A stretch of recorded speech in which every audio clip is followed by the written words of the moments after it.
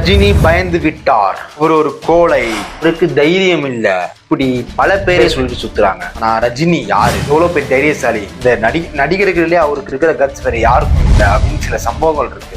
அந்த சம்பவம் என்னன்னு நம்ம டிஸ்கஸ் பண்ண போற. வாங்க, welcome to minima theatre YouTube channel.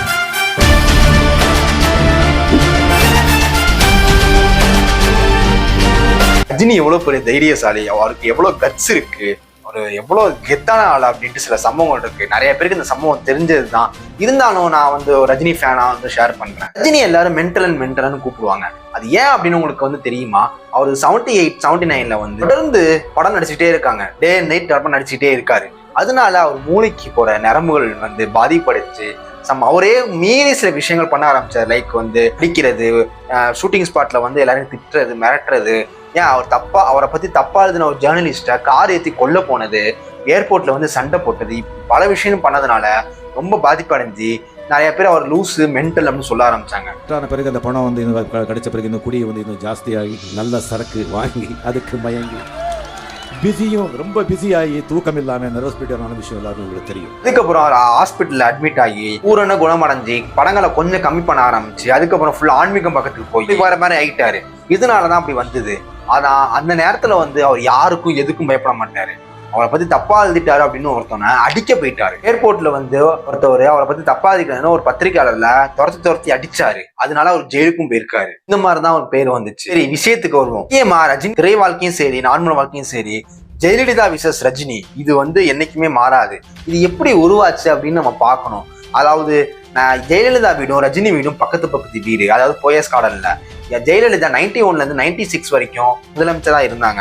அப்போ ஜெயலலிதா பண்ற அலப்பறைகள் ரொம்ப அதிகமா இருக்குமா. லைக் அவர் வீட்டுல இருந்து கிளம்புறதுக்கு முன்னாடியே ஒரு 10 கிலோமீட்டருக்கு டிராபிக்கை பிளாக் பண்ணி அவங்க போறாங்க அப்படின்ட்டு நிறுத்தி வச்சு மக்களையும் சரி, பெரிய பெரிய ஆளுங்களையும் சரி நீ காக்க வச்சு அப்படி கொண்டு போவாங்க. ஜெயலலிதா ஆண்களை கீழே படிக்கணும் அப்படின்ட்டு எல்லாரையும் மிரட்டி இந்த மாதிரிலாம் அந்த நேரத்துல ஒரு சர்வாதிகார மாதிரி பண்ணிக்கிட்டு இருந்தாங்க. அந்த நேரத்துல ரஜினி அவசர அவசரமா ஷூட்டிங் கிளம்பி இருக்காரு. அப்போ ரஜினி காரை பிளாக் பண்ணிட்டு சிஎம் வர போறாங்க, அதனால பிளாக் ஆகுங்க அப்படின்னு சரி ஓகே இருந்திருக்காரு. ஆனா 1 மணி நேரம் மேல ஆகியும் சிஎம் வரவே இல்லை. இது என்ன, போலீஸ் கேட்டதுக்கு அவங்க திமிரா பேசியிருக்காங்க, இருந்தா வெயிட் பண்ணி தான் ஆகணும் அப்படியா அப்படின்ட்டு ரஜினி உடனே கீழே இறங்கி ரோட்ல நடந்து போக ஆரம்பிச்சாரு.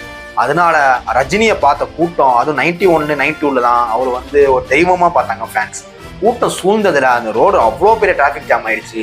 உடனே போலீஸ் அவரை சமாதானப்படுத்தி அவரு காரை மட்டும் விட்டாங்க. ஒரு காரை மட்டும் நீங்க போங்கன்னு விட்டாங்க. இது ஃபர்ஸ்ட் ஸ்டார்டிங் பாயிண்ட். ஒரு கட்டத்துல டென்ஷன் ஆகி காரை விட்டு இறங்கி நான் நடந்தே போறேன். போனா ரஜினியை பார்த்தா ஜனங்க என்ன பண்ணுவோம், ஒரே கொலாப்ஸ் ஆகி கூட்டம், ஒரே கத்தி அந்த டிராபிக் அந்த கண்ட்ரோலே பண்றாங்க. பொதுமக்கள் ரொம்ப பாதிக்கப்படுறாங்க. ரஜினிக்கு தெரிய வந்து இந்த சம்பவம் கேள்விப்பட்டு ஏடிஎம்கே ஆட்கள் ரஜினி படம் ரிலீஸ் ஆகும்போது, லைக் விஜய் படம் ரிலீஸ் ஆகும்போது பிரச்சனை வருது, அந்த மாதிரி ரஜினி படம் ரிலீஸ் ஆகும்போது சில பிரச்சனைகள் போஸ்டர் கிளிக்குதுன்னு ஆரம்பிச்சாங்க. அதுக்காக தான் அண்ணாமலை படத்துல ஒரு டைலாக் வச்சிருப்பான், பாட்டுக்கு என் வேலையை 7 செஞ்சு போய்கிட்டு இருக்கேன், என் வழியில குறுக்க வந்தீங்க நான் சொல்றதையும் செய்வேன் சொல்லாததையும் செய்வேன் அப்படின்னு ஒரு டைலாக் வச்சிருப்பாரு. என் பாட்டுக்கு என் வேலையை செஞ்சுக்கிட்டு சிவன் என்ன ஒரு வழியில போயிட்டு இருக்கேன், என்ன ஒம்பு கிழக்காதீங்க, ஒம்பு கிழத்தா நான் சொல்றதையும் செய்வேன் சொல்லாததையும் செய்வேன். அது 2வது பாயிண்ட். இப்படி நாட்கள் நகர டைரக்ஷன்ல பாம்பேன்னு 95ல ஒரு படம் வந்துச்சு. அந்த படத்தப்போ என்ன ஆயிடுச்சு அப்படின்னா ஒரு கான்ட்ரவர்ஷியல் சப்ஜெக்ட், முஸ்லீம் ஹிந்துக்கான லவ் பத்தி காட்டியிருப்பாங்க. அதனால மணிரத்னம் வீட்டுக்கு வெடிகுண்டு பார்சலா வந்தது அப்படின்னு அந்த நேரத்துல சொன்னாங்க. கேள்விப்பட்ட தேவலகம் சிறியர்களும் சரி ரொம்ப பயந்துட்டாங்க. பாஷா படம் ஆடியோ லான்ச், அன்னை ஏடிஎம்கே மினிஸ்டரான ஆர்.எம். வீரப்பன் தான் பாஷா படத்துக்கு ப்ரொடியூசர். ஊரு மேடையில இருக்கும்போது ரஜினி என்ன சொல்றாரு, தமிழகத்துல வெடிகுண்டு கலாச்சாரம் ஆரம்பிச்சிருச்சு, இதனால மக்கள் எவ்வளவு பாதிக்கப்பட போறாங்க தெரியுமா, இந்த கவர்மெண்ட் சரியில்லை அப்படிங்கிற மாதிரி விதத்துல பேசியிருப்பாங்க. இதை கேள்விப்பட்ட ஜெயலலிதா ஆர்.எம். வீரப்பன் இருந்துகிட்டே அப்படி பேசிட்டாரு அப்படின்னா ஆர்.எம். வீரப்பனை மினிஸ்டர் பதவியில தூக்கிட்டாங்க. இது அடுத்த ஒரு கோவத்தை கிளப்பிச்சு ரஜினி. பாஷா படத்தினுடைய 100வது நாள் வேலை பேசுறாரு. அப்போ ஆர்.எம். வீரப்பன் தமிழ்நாட்டினுடைய அமைச்சராக இருக்காரு, இந்த படத்தினுடைய தயாரிப்பாளர் ப்ரொடியூசர். அந்த மேடையில் அவர் உட்காந்துருக்காரு. அடுத்த நாள் காலையில தலைப்புச் செய்தியில் அமைச்சரவையிலிருந்து ஆர்.எம். வீரப்பன் நீக்கம்.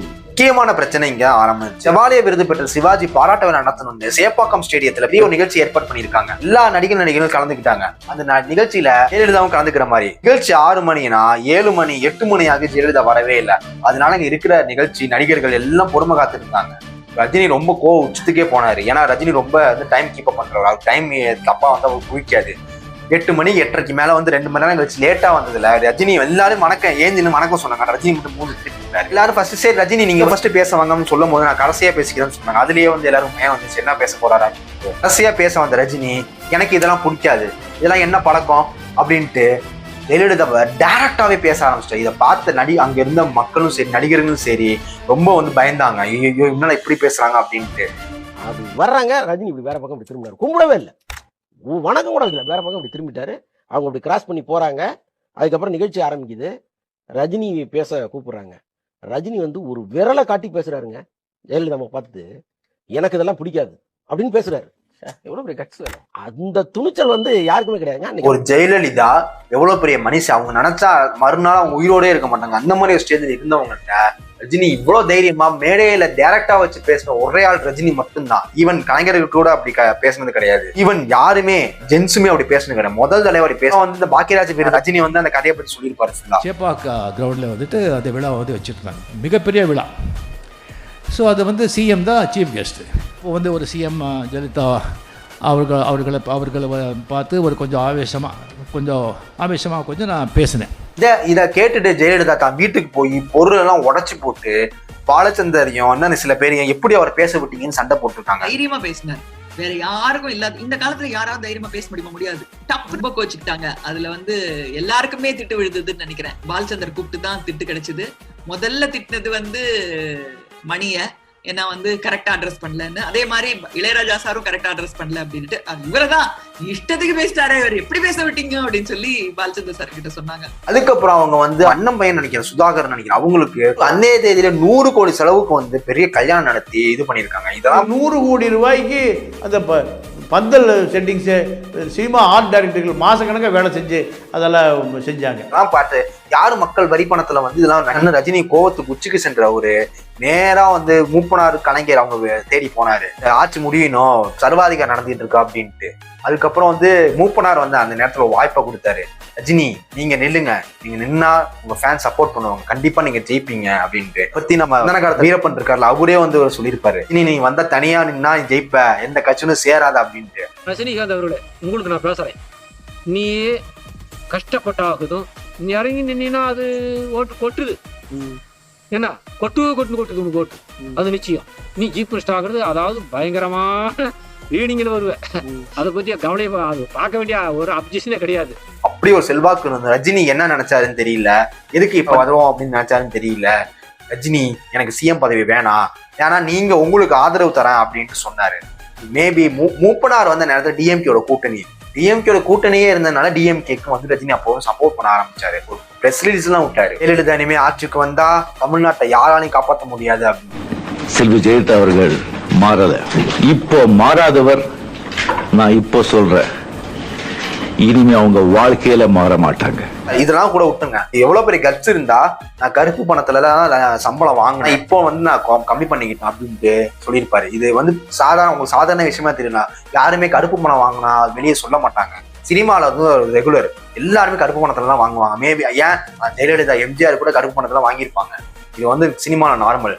எவ்வளவு தைரியமா சொல்லியிருப்பாரு. இந்த தைரியம் வேற யாருக்கும். கருப்பு பணம் வாங்கவே இல்லை அப்படின்னு சொன்னா நான் போய் சொல்றேன். நான் கருப்பு பணம் வாங்கியிருக்கேன். 95% இருக்கும்போது 20 years முன்னால நான் அது வாங்கியிருக்கேன், ஓரளவுக்கு தான் வாங்கியிருக்கேன். அதுக்கப்புறம் எனக்கு புத்தி வந்த பிறகு நான் கம்மி பண்ணேன். இப்படி அவரு ஜெயலலிதாக்கு எதிராக எழுப்பின வாய்ஸ் வந்து மிகப்பெரிய அளவுல எதிரொலிச்சிச்சு. அந்த நேரத்துல ஜெயலலிதா முதற்கொண்டு யாருமே ஏடிஎம்கே ஜெயிக்கல, டிஎம்கே பெரும்பான்மையா வாக்கு பெற்று ஜெயிச்சிச்சு. அந்த தேதி ஆட்சி மாற்றத்துக்கு ரஜினி ஒரு பெரிய காரணம். இப்போ ரஜினி அரசியலுக்கு வரேன்னு சொல்லும் போது பிரஸ் கிட்ட வந்து பேசுவாரு. அப்ப எவ்வளவு அவர் கோவப்பட்டாரு நீங்க பாத்துருப்பீங்க. வேற யார அது காவல்துறை யூனிஃபார்ம்ல யார் நடிச்சா கூட எப்போ ஒத்துக்க மாட்டேங்க நான். ஓகே, வேற அது கேள்வி இருக்கா? இதுதான் ரஜினி உண்மைய முகம். அவர் ஆன்மீகம் வந்து அவரை வந்து கொஞ்சம் சாஃப்டா மாத்திருக்கு, அவ்வளவுதான். இந்த மாதிரி ரஜினிக்கு நிறைய சம்பவங்கள் இருக்கு. ரஜினி எவ்வளவு பெரிய தைரியசாலியா இருக்காரு அப்படின்னு பேசும்போது எனக்கே கூஸ் பம்ப்ஸ் வந்துச்சு. ஃபேன்ஸ் உங்களுக்கும் வந்திருக்குன்னு நினைக்கிறேன். இதுக்கப்புறம் இந்த 2K kids, gen Z kids Rajini பத்தி யாருன்னு தெரிஞ்சுக்கணும். அதுக்குதான் இந்த வீடியோ.